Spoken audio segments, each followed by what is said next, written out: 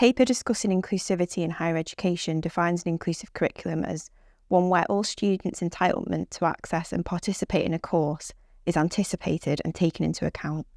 How important is an inclusive curriculum to you?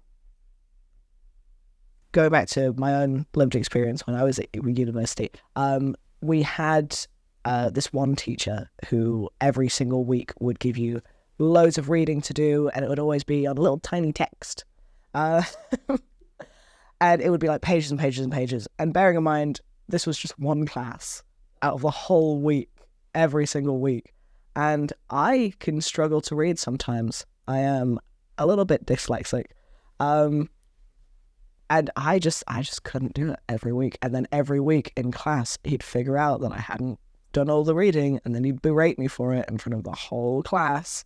And it was awful. I eventually just stopped turning up to that class because I just hated turning up to it.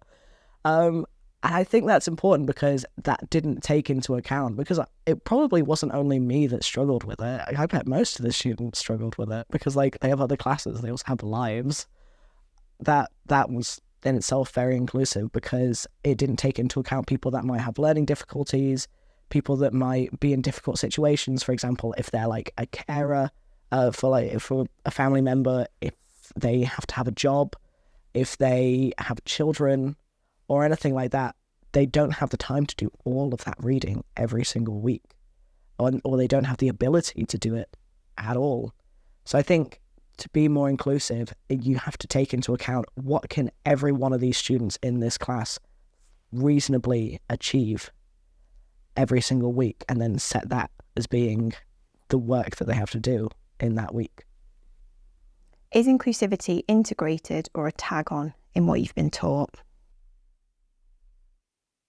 So I think with my degree, at least, because I study law, it's one of those things where it can often feel like a tag on due to the nature of the course, because there's 7 compulsory modules. I'm in my second year, I'm still studying things that I sort of am obligated to study for it to be an LLB.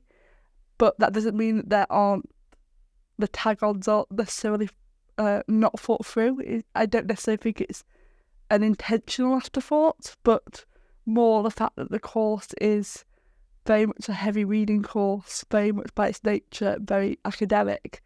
And sometimes it can feel like you're the only disabled student in that course because you're with peers that are very much on the grind and working really hard 24/7. And it's quite competitive at times in terms of the way that it's sort of framed by certain lecturers in terms of showing grades and stuff, and like being like, this is the average grade of the class, or releasing them. It can feel a bit sort of disheartening when you can't keep up at an average person's pace, because obviously it can seem a little bit unaccessible and uninclusive. I think the main example I can give is with reading lists. I have in my support plan directed reading as a sort of a compulsory measure, and that's all well and good, but when you've got about 30 to 40 books per module and you've got 5 modules and they're all sort of deemed in the higher importance in the sort of given directed reading in terms of like these are the most important or the key sort of text or cases, it can still be quite overwhelming.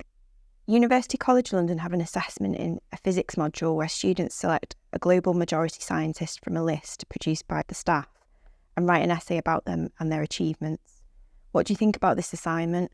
Would it be interesting to complete?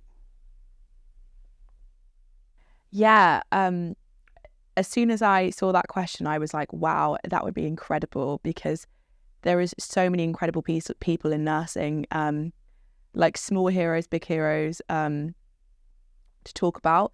The only thing I would say is that I feel like we should probably, obviously there's probably like a basic list to start off with, but I really feel like we should be able to choose people that aren't famous, because I could definitely sit and talk to you about my ward manager and tell you how incredible she is. And her name it should go down the history books, but she should be there. She's an amazing leader and I've learned so much from her.